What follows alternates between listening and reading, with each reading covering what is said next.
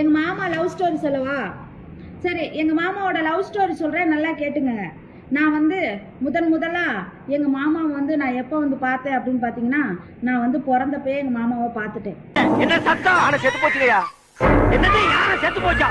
இத தொட்ட உடனே யானையே செத்து போச்சு. தகனமே சரியில்லடா. சரிங்களா? ஏன்னா குழந்தையில இருந்து எங்க மாமா என்னை எடுத்து வளர்த்ததுனால உன் குழந்தைதான் இது செஞ்சதா? நாத்தம் தாங்க முடியலடா.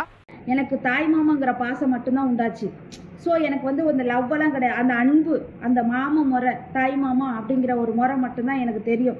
அன்றையிலேருந்து இன்னைக்கு வரைக்குமே அப்படி ஒரு கான்செப்ட் மட்டும்தான் இருக்கும். ஸோ இன்ன வரைக்கும் எங்கள் மாமாவை மாமான்னு மட்டும்தான் சொல்லி கூப்பிட்ருக்கேன் ஒழிஞ்சு, நான் என்னங்க வாங்க போங்க புருஷா இருசா அப்படிலாம் நான் வந்து கூப்பிட்டது கிடையாது. கவலைப்படாத வடிவேலு, நாம கொடுத்து வச்சது அவ்வளவுதான்.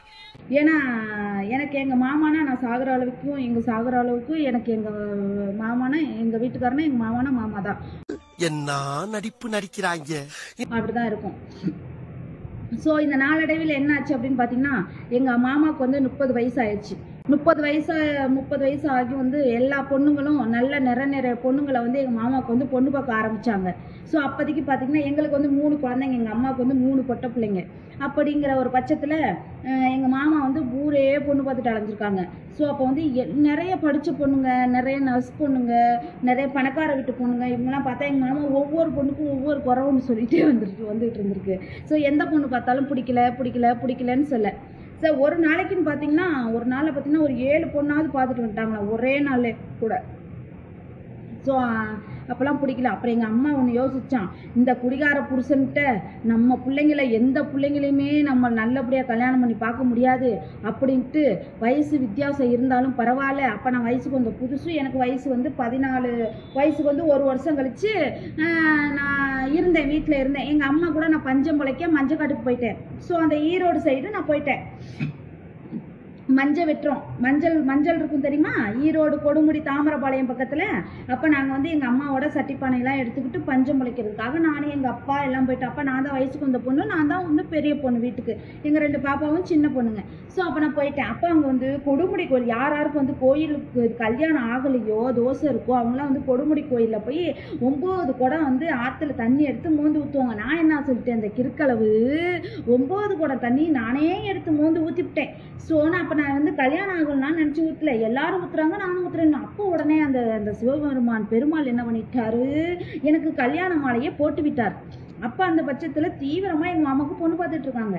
அப்புறமேட்டுக்கு எங்கள் அம்மா என்ன பண்ணிட்டாங்க, இந்த குடிகார புருஷன்ட்ட நம்ம பிள்ளைங்கள்லாம் வந்து சேஃபாக இருக்காது, ஸோ இவனுக்கு கட்டியும் கொடுக்க மாட்டானுங்க அப்படின்னு சொல்லிட்டு எங்கள் அம்மா முடிவெடுத்து எங்கள் மாமா கிட்டலாம் அழுது புலம்பி, என் பிள்ளைய கட்டிக்கிடா தங்கம், நாளைக்கு நான் சுத்தா கூட யாரும் பார்க்க மாட்டாங்கடா அப்படின்னு சொல்லிட்டு எங்கள் அம்மா ஒரே ஓலளவையாக அழுது எங்கள் மாமன் தலையில் கட்டி வைக்க. ஸோ அப்படி கல்யாண பேச்சு, அப்படி பேச்சு, இப்படி பேச்சுன்னு சொல்லி ஆரம்பிச்சு வரங்குள்ள எங்கள் மாமா என்ன சொன்னார், நான் என் தங்கம், எங்கள் அக்கா பிள்ளைய நான் தங்க மாதிரி நான் பார்த்துக்கிட்டேன், நானே வளர்த்து நானே எப்படிங்க நான் கட்டுறது அப்படின்னு சொல்லி மாமா கல்யாணத்துக்கு ஓடி போயிட்டார். அப்போ நான் மனவரையில் ஐயோ எனக்கு கல்யாணம், ஐயோ எனக்கு கல்யாணம் அப்படிங்கிற ஒரு ஆசையில் ஊர் முழுக்க கூடி கும்மாளம் போட்டுக்கிட்டு இருக்குது. எங்கே நம்ம திருப்புராதுரை சிவன் கோயில் மண்டபத்தில். ஸோ அப்போ என்ன பண்ணிட்டாங்க, டேய் நீ கட்டிக்கடா சாதனாவை அக்கா மவளைன்னாங்க. அப்புறம் இல்லை உனக்கு கல்யாணம் நான் கட்டிக்க முடியாதுன்னு சொல்லிட்டு நீ கட்டிக்கடா அப்படின்னு அண்ணன் தம்பிங்க 3 பேரும் சண்டை போட கடைசியாக என்ன பண்ணிட்டாங்க, ஊர் ஆளுங்கெல்லாம் ஒன்றா சேர்ந்து, டேய் உங்கள் அக்காவுக்கு யாருடா இருக்கா, நாங்கள்லாம் இப்படி அக்கா மவளுகளை கட்டிக்கிட்டு நாங்கள் குடும்பம் நடத்தி பிள்ளைய பெக்கலையாடா சின்னத்துறை, நீ தயவு செய்து இந்த ஒரு பிள்ளைய நீ ஆதரிச்சின்னா இந்த வம்சாவளியே நல்லா இருக்குண்டா சின்னத்துறைன்னு பெரிய பெரிய ஊர் தலைவர் ஊர் மக்கள் எல்லாரும் சேர்ந்து பிடிவாதம் பண்ணி எங்கள் மாமா கட்டவே மாட்டேன்னு சொல்லி பிடிவாதத்தில் வந்து என்னை வந்து கட்டி வச்சுட்டாங்க. ஸோ எனக்கு என்ன தெரியும், கல்யாணம் ஆயிடுச்சே அப்படின்ட்டு இருந்தான். அப்புறம் ஒரு ஃபர்ஸ்ட் நைட்டுன்னு ஒன்று வச்சாங்க. ஸோ அதெல்லாம் எனக்கு வந்து என்ன என்று எனக்கு தெரியாது. ஆனால் நான் படத்தில் மட்டும் பார்த்தது உண்டு. ஏன்னா அங்கே லைட் ஆஃப் பண்ணிட்டு போகிறதுனால எனக்கு அந்த ஃபர்ஸ்ட் நைட்டுங்கிற மேட்ரு எனக்கு தெரியாது. சரியா? அதனால நான் என்ன பண்ணிட்டேன், 3 நாளும் வந்து பழம் பத்தி ஸ்வீட்ஸு இதெல்லாம் வச்சாங்க. நான் என்ன பண்ணிட்டேன், நல்லா சாப்பிட்டு மட்டையாகி தூங்கிட்டேன். அப்போ மாமா வருவாங்க, தூங்குவோம். எங்கள் மாமா ஒரு தவறுதலான ஒரு பேச்சோ ஒரு தவறுதலான ஒரு டச்சப்போ இந்த மாதிரிலாம் எங்கள் மாமா பண்ண மாட்டார். அது அவருக்கு பிடிக்காது.